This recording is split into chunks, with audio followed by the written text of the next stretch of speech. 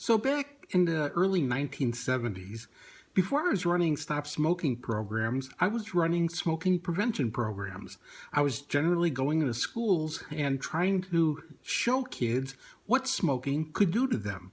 Now, back then, I was frequently criticized as saying, "You can't show what smoking does to people. That stuff is scary." And if it was scary, they called it a scare tactic. And this is what professionals thought at the time was you can't use scare tactics. They don't work. Well, I agree, scare tactics don't work, but what I was doing wasn't a scare tactic. I was showing them what smoking caused.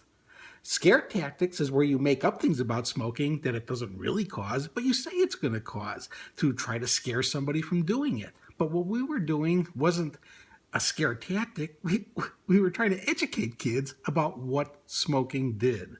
It's amazing how many times people thought that you couldn't do this, that you couldn't deliver that kind of message, even to adults. Oh my gosh, if you show what smoking does, this stuff is horrifying and you can't use that.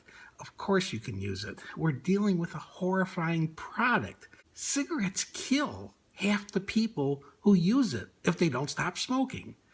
Many of them, those people that it doesn't end up killing, it still ends up crippling them by pulmonary disease.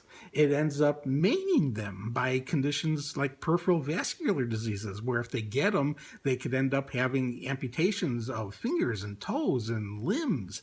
It causes so many devastating conditions, cancer, heart disease, emphysema, again, the circulatory conditions. It is a major, major killer. And trying to hide that information from people, which is what was being done when you're saying, well, you can't show them scary stuff. Even if it's true, you can't show it. Well, now you're not giving them the information that they need to make smart decisions. For kids, the smart decision is don't take up this product. And for adults, it's understanding that if they have taken it up and they have now become lifetime users now, that they should get out of this product. Because if they don't, it will very likely cripple and kill them. Scary stuff, you bet. But again, it's real. If you want to minimize your risk of facing the scary consequences of being a smoker, it is a matter now of making and sticking to a personal commitment to never take another puff.